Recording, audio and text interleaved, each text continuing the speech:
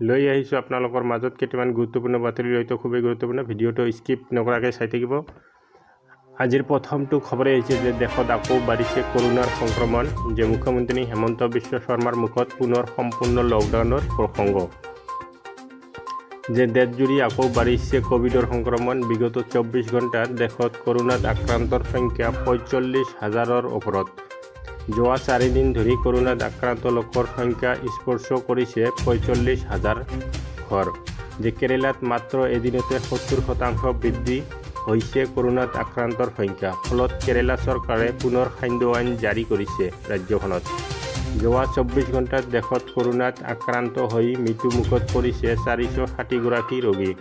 তাৰ মাজতে ৰাজ্যবাসীক মুখ্যমন্ত্ৰী হেমন্ত বিশ্ব শৰ্মাই শুনাইছিল যে সাৱধান বাণী, যিহেতু অহা 1 ছেপ্টেম্বৰৰ পৰা ৰাজ্যত অধিক শিথিলতা প্ৰদান কৰা হ'ব। চলিব আন্তঃজিলা যাতায়াত, বাছ সেৱা, খুলিব বিদ্যালয় মহাবিদ্যালয়। আৰু এনে সময়তে মুখ্যমন্ত্ৰী হেমন্ত বিশ্ব শৰ্মাই ৰাজ্যবাসীক উদ্দেশ্যি কৈছে যে ছেপ্টেম্বৰ মাহৰ প্ৰথম ভাগৰ পৰা ৰাজ্যত অধিক শিথিলতা জাৰি কৰা হ'ব। যে অসমলৈ স্বাভাৱিক জীৱন যাত্ৰা আৰম্ভ হ'ব। অসমত বিদ্যালয় মহাবিদ্যালয়, আন্তঃজিলা বাছ সেৱা মুকলি কৰা হ'ব। কিন্তু আমি যদি কোভিডৰ নিয়ম নীতি মানি নচলোঁ তেন্তে পুনৰ টোটেল লকডাউনৰ ফালে উভতি যাবলগীয়া পৰিৱেশ আহিব। সেয়েহে ছেপ্টেম্বৰ মাহৰ পৰা কোভিড শিথিলতা প্ৰদানৰ পিছৰ পৰা ৰাইজে কোভিডৰ নীতি নিয়ম মানি চলিব লাগিব। আৰু 2 নম্বৰ খবৰটি হৈছে যে ডিমা হাছাওত বাছ চালকক হত্যাৰ প্ৰতিবাদ। যে ডালমিয়া কোম্পানীৰ প্ৰৱেশদ্বাৰত প্ৰতিবাদ চালক সন্তাৰ। যে চৰকাৰ আৰু ডালমিয়া কোম্পানীয়ে মৃত্যু চালকৰ পৰিয়ালৰ খবৰ নলোৱাৰ অভিযোগ তুলি প্ৰতিবাদকাৰীসকলে বিভিন্ন স্লোগানেৰে কঁপাই তোলে প্ৰতিবাদস্থলী। যে ডিমা হাছাও জিলাত 5জনকৈ নিৰীহ ট্ৰাক চালকক কৰা হত্যাৰ প্ৰতিবাদত আজিও উত্তাল লংকা।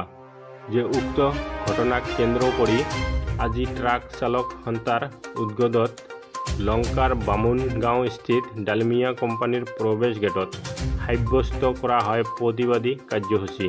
চৰকাৰ আৰু ডালমিয়া কোম্পানীয়ে মৃত্যু চালকৰ পৰিয়ালৰ খবৰ নলোৱাৰ অভিযোগ তুলি প্ৰতিবাদকাৰীসকলে বিভিন্ন স্লোগানেৰে কঁপাই তোলে প্ৰতিবাদস্থলী। ইফালে মৃত্যু চালকৰ পৰিয়ালক 15 লাখকৈ সাহায্য দিয়াৰ দাবীত প্ৰতিবাদকাৰীসকলে লংকা চক্ৰ বিষয়াৰ জৰিয়তে মুখ্যমন্ত্ৰীলৈ স্মাৰক পত্ৰ প্ৰেৰণ কৰে। যে আনহাতে ডালমিয়া কোম্পানীৰ প্ৰৱেশ গেটত প্ৰতিবাদকাৰীসকলে ৰূপায়ণ কৰা প্ৰতিবাদ নিয়ন্ত্ৰণ অথবা প্ৰতিবাদকাৰীৰ সৈতে কথা পাতিবলৈ ওলাই নাহিল কোম্পানীটোৰ কোনো বিষয়া কৰ্মচাৰী। তাৰ বিপৰীতে প্ৰৱেশ গেটত তলা লগাই ভিতৰতে বহি থাকিল ডালমিয়া কোম্পানীৰ কৰ্মচাৰীসকল। অৱশ্যে ঘটনাস্থলীত উপস্থিত হৈ আৰক্ষী আৰু লংকা চক্ৰ বিষয়াই প্ৰতিবাদকাৰীসকলক বুজনি দি নিয়ন্ত্ৰণ কৰিছে পৰিস্থিতি। আৰু 3 নম্বৰ খবৰটি হৈছে যে আফগানিস্তানৰ পৰা আমেৰিকাই উদ্ধাৰ কৰিছে 1 লাখৰো অধিক লোকক। যে যোৱা 14 আগষ্টৰ পৰা আমেৰিকাই আফগানিস্তানৰ পৰা উদ্ধাৰ কৰিছে 1 লাখৰো অধিক লোকক। যে বিমানযোগে আমেৰিকাই এতিয়ালৈকে আফগানিস্তানৰ পৰা উদ্ধাৰ কৰিছে 1,11,900 গৰাকী লোকক। যে আমেৰিকাই সদৰি কৰা মতে কাবুল বিমানবন্দৰত বোমা বিস্ফোৰণ হোৱাৰ পাছত এতিয়ালৈকে আমেৰিকাই কাবুলৰ পৰা 6,800 গৰাকী লোকক উদ্ধাৰ কৰিছে।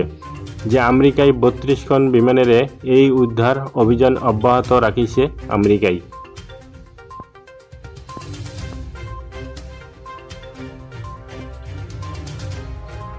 আৰু 2 নম্বৰ খবৰটি হৈছে যে ডিমা হাছাওত বাছ চালকক হত্যাৰ প্ৰতিবাদ। যে ডালমিয়া কোম্পানীৰ প্ৰৱেশদ্বাৰত প্ৰতিবাদ চালক সন্তাৰ।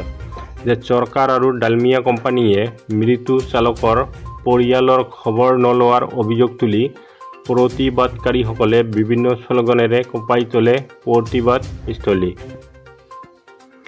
যে ডিমা হাছাও জিলাত 5জনকৈ নিৰীহ ট্ৰাক চালকক কৰা হত্যাৰ প্ৰতিবাদত আজিও উত্তাল লংকা। যে উক্ত ঘটনাক কেন্দ্ৰ কৰি আজি ট্ৰাক চালক সন্থাৰ উদ্যোগত লংকাৰ বামুণগাঁও স্থিত ডালমিয়া কোম্পানীৰ প্ৰৱেশ গেটত সাব্যস্ত কৰা হয় প্ৰতিবাদী কাৰ্যসূচী। চৰকাৰ আৰু ডালমিয়া কোম্পানীয়ে মৃত্যু চালকৰ পৰিয়ালৰ খবৰ নলোৱাৰ অভিযোগ তুলি প্ৰতিবাদকাৰীসকলে বিভিন্ন শ্লোগানেৰে কঁপাই তোলে প্ৰতিবাদস্থলী। ইফালে মৃত্যু চালকৰ পৰিয়ালক 15 লাখকৈ সাহায্য দিয়াৰ দাবীত প্ৰতিবাদকাৰীসকলে লংকা চক্ৰ বিষয়াৰ জৰিয়তে মুখ্যমন্ত্ৰীলৈ স্মাৰক পত্ৰ প্ৰেৰণ কৰে। আনহাতে ডালমিয়া কোম্পানীৰ প্ৰৱেশ গেটত প্ৰতিবাদকাৰীসকলে ৰূপায়ণ কৰা প্ৰতিবাদ নিয়ন্ত্ৰণ অথবা প্ৰতিবাদকাৰীৰ সৈতে কথা পাতিবলৈ ওলাই নাহিল কোম্পানীটোৰ কোনো বিষয়া কৰ্মচাৰী। তাৰ বিপৰীতে প্ৰৱেশ গেটত তলা লগাই ভিতৰতে বহি থাকিল ডালমিয়া কোম্পানীৰ কৰ্মচাৰীসকল। অৱশ্যে ঘটনাস্থলীত উপস্থিত হৈ আৰক্ষী আৰু লংকা চক্ৰ বিষয়াই প্ৰতিবাদকাৰীসকলক বুজনি দি নিয়ন্ত্ৰণ কৰিছে পৰিস্থিতি। আৰু 3 নম্বৰ খবৰটি হৈছে যে আফগানিস্তানৰ পৰা আমেৰিকাই উদ্ধাৰ কৰিছে 1 লাখৰো অধিক লোকক। যোৱা 14 আগষ্টৰ পৰা আমেৰিকাই আফগানিস্তানৰ পৰা উদ্ধাৰ কৰিছে 1 লাখৰো অধিক লোকক।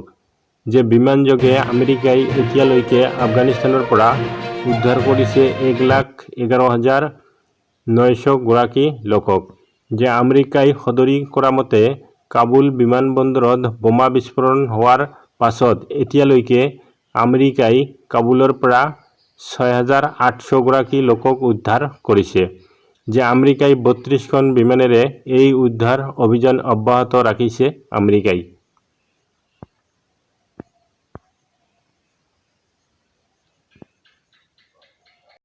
আৰু 4 নম্বৰ খবৰটি হৈছে যে 2021 নিৰ্বাচনত কংগ্ৰেছৰ ভুলৰ বাবেই ৰাজ্যত গঠন হ'ল বিজেপি চৰকাৰ। অখিল গগৈৰ মন্তব্য। দিল্লীত অখিল গগৈৰ উপ নিৰ্বাচন সন্দৰ্ভত মন্তব্য। 2021 নিৰ্বাচনত কংগ্ৰেছৰ ভুলৰ বাবেই বিজেপিৰ চৰকাৰ হ'ল অসমত। এইবাৰ কংগ্ৰেছ ৰাইজৰ দলৰ মিত্ৰতা হ'লে কমেও 3খন আসন লাভ কৰিব। এইবাৰ ৰাইজৰ দলক বিশ্বাসঘাতকতা কৰিব নোৱাৰিব কংগ্ৰেছে। 2021 শেষ মুহূৰ্ত প্ৰতাৰণা কৰিছিল কংগ্ৰেছে।